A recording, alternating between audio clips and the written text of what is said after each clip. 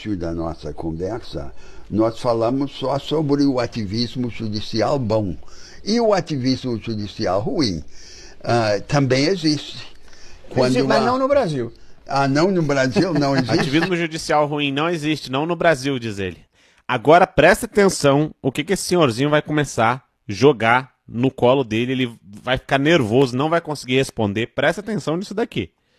Quando há um truque técnico ou formal, muitas vezes motivado por fatos antigos e surpreendentemente usado para produzir uma reviravolta política para armar e desarmar quadros eleitorais. Isso é o que eu chamaria o ativismo judicial nocivo.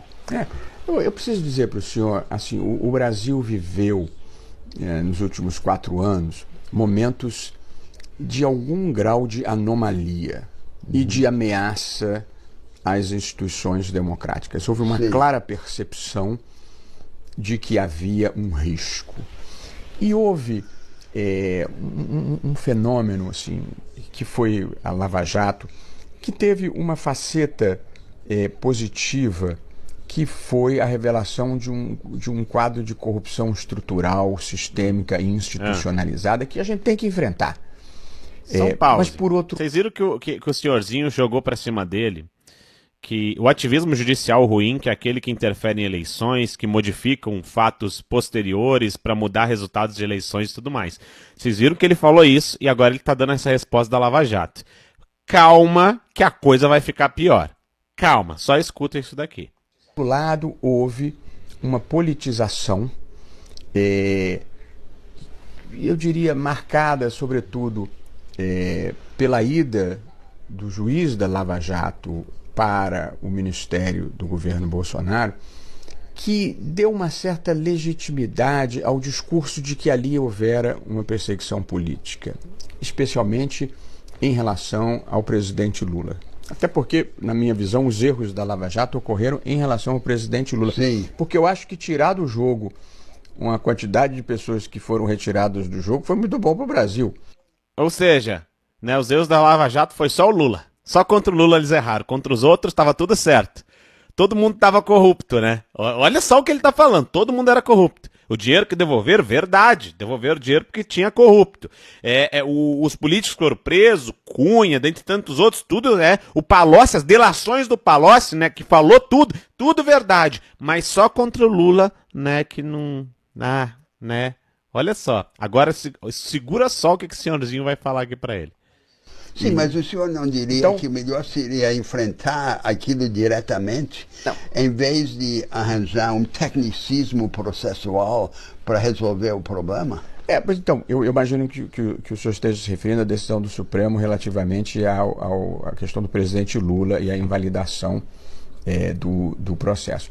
Então, houve uma mudança contextual, conjuntural, que deu plausibilidade ao discurso de que ali tinha havido uma politização indevida. Sim. E aí, enfim, parte do Supremo entendeu que era importante fazer uma correção de rumo ali. Só um pause. Parte do Supremo entendeu que deveria fazer uma correção de rumo ali, e ele deixa claro que não foi encontrado nada de vício, nada de problema nos processos contra o Lula. Nada. A única coisa que eles usaram foi o fato do Sérgio Moro, depois de ter condenado o Lula, ter feito o trabalho dele, ter feito tudo certinho. É ele que tá falando isso. É ele, né? Fez tudo certinho. Aí o Sérgio Moro assumiu um espaço lá como ministro, na época, ministro da Segurança. E foi por causa disso que eles levantaram e criaram essa suspeição. E o senhorzinho tá perguntando, mas então, em vez de criar uma tecnicidade que não existe para soltar o Lula, por que vocês não enfrentaram os excessos? Escuta só, que cada vez fica melhor essa entrevista. Isso aqui é uma confissão. Confissão do que eles fizeram e estão fazendo no Brasil. Sim. Mas a correção não deve ser declarada, aberta. Não se deve dar o nome aos bois, em vez de inventar um outro caminho técnico, pseudo-técnico. O que aconteceu ali? O ministro Fachin, seguindo a orientação da segunda turma, entendeu no caso do presidente Lula, que a 13ª Vara Federal de Curitiba era incompetente. Portanto, ele diz, olha, esse é o entendimento que prevalece aqui na segunda turma e, portanto, eu vou adotá-lo. E vários anos depois. Isto era objetivo. Vários anos depois, questionou o senhorzinho. E vários anos depois. Vários anos. Ou seja, estava tudo certo. O próprio Supremo deu aval, não pode julgar. Condenou, não, é isso aí, tá errado. Eu vou dizer pra vocês no final o porquê que o Supremo anulou as decisões do Lula, vocês já vão entender. Mas estava errado. Não, beleza. Depois que o processo todo rodou, que o homem já estava ali completando 75 anos e ia prescrever tudo, eles resolveram inventar uma tecnicidade para anular tudo. E ele está assumindo isso aqui agora. Hoje ele está assumindo isso praticamente, porque não está conseguindo, né? Ele não tem como fugir do debate. Esse senhorzinho, por favor, alguém me diz quem que é, porque esse cara está sendo sensacional nas respostas aqui para o Barroso. Verdade. Isso era objetivamente um fato. A segunda turma tinha essa posição. E a outra parte da própria segunda turma entendeu que devia invalidar o processo por suspeição do juiz. Foi, no fundo, o que se colocou no plenário do Supremo foi incompetência e suspeição. A escolha entre o mecanismo oblíquo e o mecanismo direto. Optaram pelo oblíquo.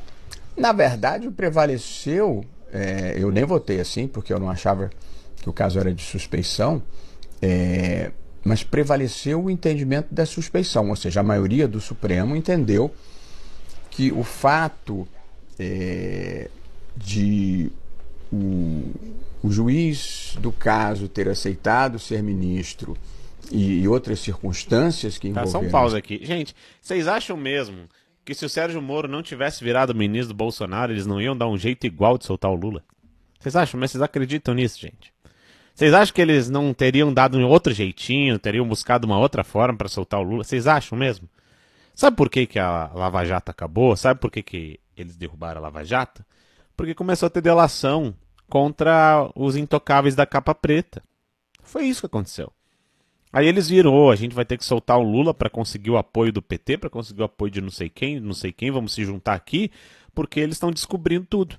Porque quando eles falam que o Brasil, nos últimos 4 anos, teve um problema contra as instituições, foi basicamente a eleição do Bolsonaro, que ele é antissistema, ele não queria adotar e não queria jogar o jogo deles, não queria, simplesmente ele não quis jogar, ele não quis ser mais um político corrupto ladrão, simples assim. E por não deixar esse jogo acontecer, eles chamam que esse nível de corrupção, que pode ser uma corrupção explícita ou pode ser uma corrupção implícita. Ou seja, coisas que até são legais, mas são imorais, como certos lobbies, troca de influência, ou você toma uma decisão favorável para mim no STF aí, eu tomo uma outra para você, e assim por diante. Se o Senado não dá uma segurada contra o STF, nós não vamos julgar aquele caso contra esse senador X. Vocês estão entendendo? Isso tudo acontece. Isso acontece de fato. E isso, o Bolsonaro não entrou nesse jogo. E é por isso que eles falam que existe uma crise entre as instituições nos últimos 4 anos. Por quê? Por causa que a presidência da República, o Poder Executivo, que é o mais importante no que diz respeito às conduções do governo brasileiro, não entrou no jogo. Não quis entrar no jogo. E aí, é por isso que todos eles, quando vão dar entrevista, eles falam: a democracia estava ameaçada. Para eles, estava de fato. Mas é essa democracia que eu citei agora há pouco. É a democracia deles. É uma democracia onde você precisa negociar das formas mais ridículas, imorais, sujas que forem. Mas você tem que negociar. Porque se você se negar a negociar, se você se negar a se assentar na roda, né, dos escarnecedores, como diz a Bíblia, se você se negar a sentar na roda dos corruptos para negociar com eles, se você se negar a jogar o jogo, você está atacando a democracia, segundo eles. Porque é essa democracia que eles conhecem. A democracia do jogo, a democracia do solta um bandido e põe na presidência. Para eles isso é democracia. Por quê? Porque eles estão jogando. E quem não joga esse jogo, aí eles falam esse tipo de coisa. Vamos concluir, vamos mais pra frente no vídeo aqui. Esse episódio, isso levaria à suspeição.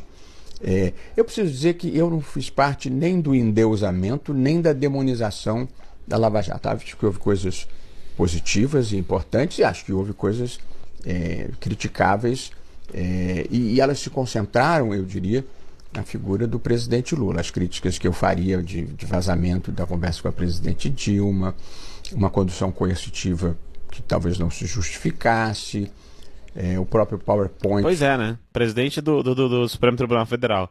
Todas as críticas dele da Lava Jato são contra o presidente Lula. Foi o que eles fizeram contra o presidente Lula. Contra o Lula.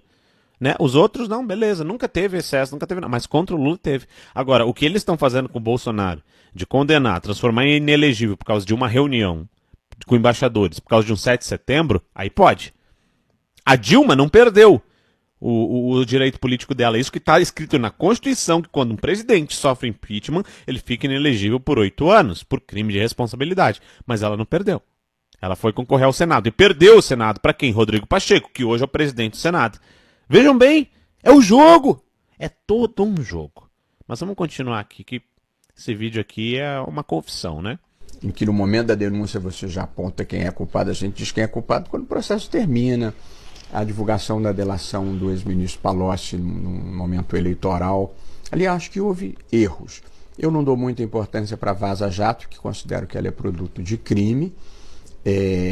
Portanto, houve acertos importantes e houve erros que o Supremo qualificou como justificando a suspeição.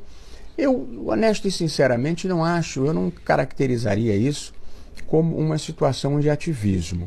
Eu caracterizaria isso... Não é ativismo, mudança na realidade fática que levaram a uma reinterpretação. Ele está querendo dizer que eles mudaram de ideia. Mudaram de ideia. Quer saber? Acho melhor voltar como que estava. Mudaram de ideia. Sabe o que acontece, gente? Quando ocorre o impeachment da Dilma, lá em 2016, essa gente achava que ia eleger um deles. Essa que é a verdade. Alguém do Centrão. Eles achavam que o Alckmin, o próprio Alckmin, que era candidato na época e perdeu para o Bolsonaro, não foi nem para o segundo turno, ele ganharia a eleição.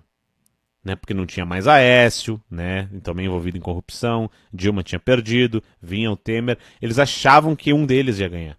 O problema é que surgiu o mito Bolsonaro, né? Que a população agarrou na época. E eu tenho que trazer isso à memória de vocês para vocês entenderem o que é isso daqui. A população agarrou, abraçou, e isso foi o erro de cálculo deles. Por isso que, com a continuidade da Lava Jato, com até o próprio Moro no Ministério da Justiça e tudo que aconteceu depois, eles pegaram, essa gente aqui pegou e fez isso. Essa gente pegou e resolveu soltar o Lula. Resolveu transformar o jogo no que era. Na época do Petrolão, Mensalão, transformar e permitir que isso aconteça. Porque eles não percam os cargos deles. Só para concluir o vídeo aqui.